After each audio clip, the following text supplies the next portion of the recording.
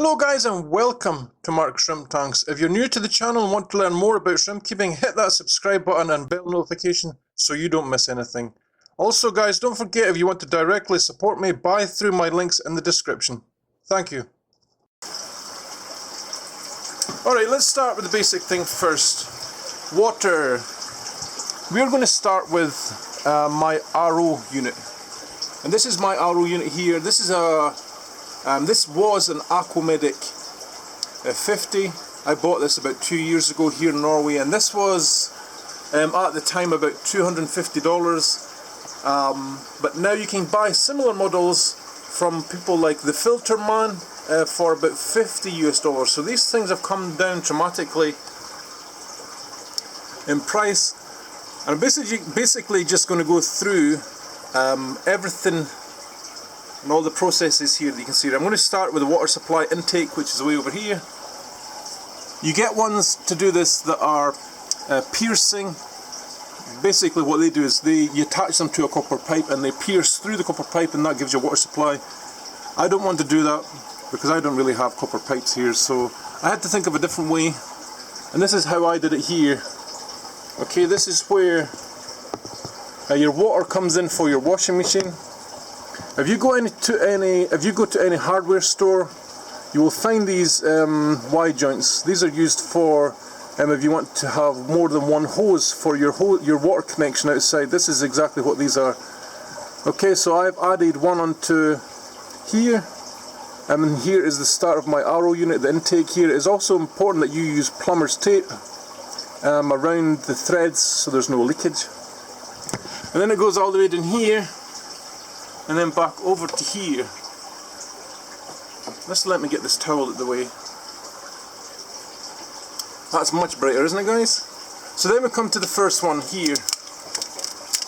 Now this is where my water comes in. You just saw me point to that. This is my sediment filter. Okay, and inside here is just like a really coarse fibrous filter media. It's pure white. I've cut one of these open before in previous videos to show you what it looked like inside, and I was quite shocked. It was really dirty. So it's important that you clean these regularly. Mine's is about due to be changed, and the way you know that these need to be changed is you will see a slight rise in your TDS. Okay, so that is the sediment filter. This is your first one. This takes out all the solids, all the bits of muck, sand, etc. And then it comes onto the second stage here. And this is my carbon filter. I've also taken one of these apart in a previous video, and inside my one here is granules of activated carbon. This will take out a lot of the chemicals, chlorine, etc. If you live in places that have fluoride, it will take that out as well. But these have a limited lifespan, so it's important that you change them out regularly as well. I think these ones are every 3 months. This one here, so mine is actually due a change. This one is the same, it's due a change. I'll talk about that more in a minute when we go over there. This is the RO membrane housing. Maybe I need to slow down a bit when I'm talking. I'm getting out of breath. This is the RO membrane housing, and this is where the RO membrane is housed. How stupid did that sound?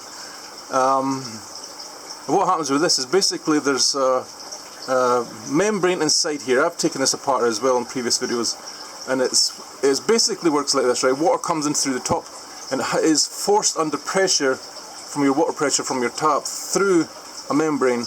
Okay, and then it comes down to the bottom here. If I can get my hands around here. It's actually facing the wrong way. Just let me turn it around guys so you can see. Right, on this side here you have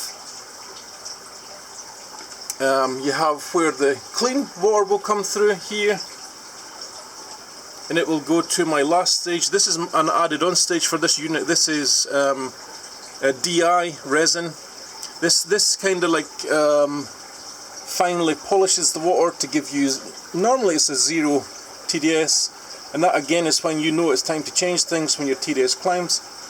On the other side is where the wastewater comes out. And this thing here is very important. It's a restrictor, and the restrictors are important because they allow the unit to be pressurized. Okay, so if you don't have this, your RO unit won't work properly. And then from there clean water comes out here and it goes all the way over to our reservoir. So we are going to put in our minerals. I'm going to show you exactly what it is I put in. This water, this container holds 60 litres of water. I'm going to show you all the things I put in, okay, to make it up for my shrimp. But the other thing, guys, as well, when you're doing this is, this water is aged. It's been sitting in here for a couple of days. So when I do the temperature, can you guys see that? 24.5 degrees. It's perfect for shrimp. I'm going to go on to what I actually use to put in. This is a favourite amongst shrimp keepers. Salty B shrimp, GH+. I've been using small amounts of montmorillonite clay in mine as well. I'll show you me putting that in as well. I also sell this, guys, if you want to buy any, it's in the description. I also, thanks to a guy called Roger Ellingson, have been using small amounts of prime in my RO water, and this is like it is like a safety feature, just in case anything ever does get in to your RO unit. This will take care of it, okay?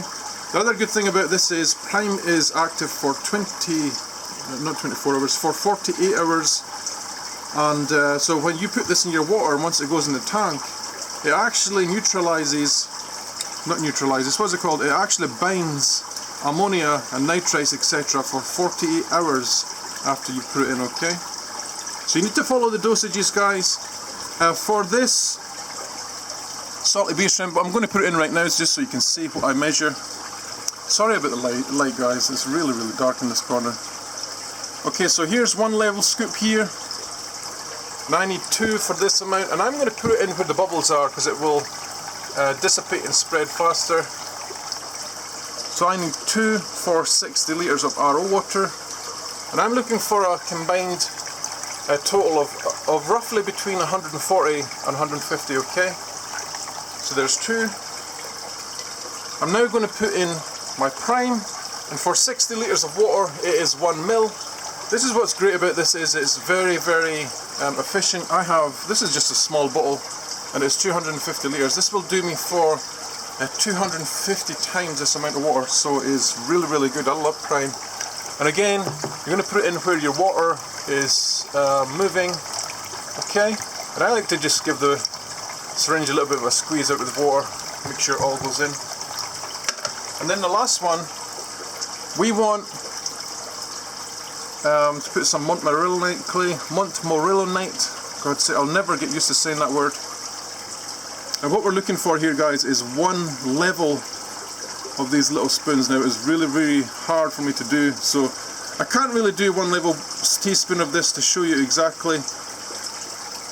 So we shall just put this in. Can you see it? Roughly, guys. Okay, if I was off camera I'd be able to do this properly, but it's almost impossible to do it with one hand. By the way, guys, I've also ordered a lot of these little spoons. If you want to buy that clay, I will also give you one of these spoons when I get them. This spoon is 0.1 gram. If you scoop it and then level across the top, it is 0.1 grams. It's really good for measuring Monte clay. So what I will do now, guys, is I'm going to leave this for about 10-15 minutes just to mix, and we shall be right back, and I'll show you how I put it in the tanks, okay?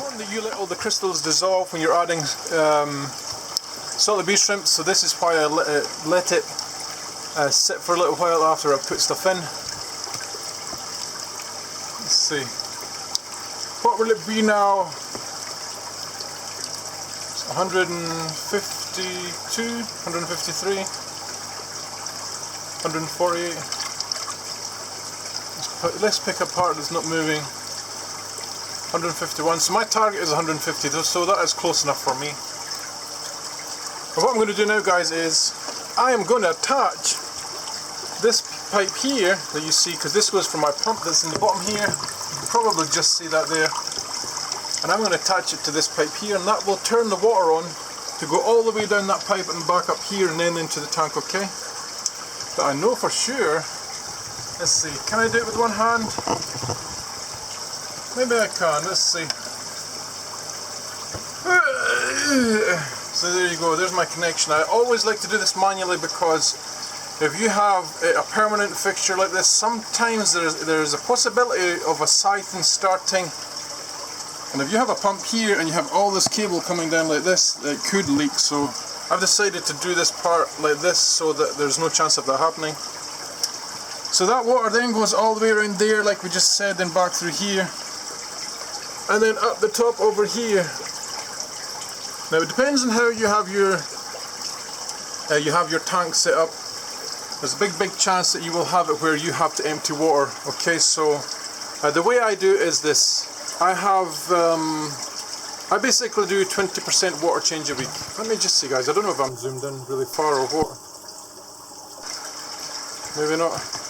I might do 20% water change a week, right? So what you have to learn is you have to learn the volume of your tank. And the way you do this is you times the length by the height by the width times the length. Okay, and there's loads of calculators online for doing that, and then that will give you the amount of water that's in your tank. Now I normally deal in litres, so I'm going to talk in litres here. I think gallons just confuse a lot of people, especially if you're not from the US. So what I do is this. Like this tank, for example, is 200 litres. I want 20% of that. Okay, so to get 20% of 200, all I do is basic math is divide it by 10. Okay, so that's 20 litres. Times that by 2, and that gives you 40 litres. Okay, so 20% of 200 is 40 litres. So let's do it on another tank just to show you how easy it is. This tank down here, for example, this is 60 litres. 10% of this is 6 litres. 20% of this, therefore, will be 12 litres. So that is how much you have to take out to replace 20% water every week is 12 litres. This one is 54 litres.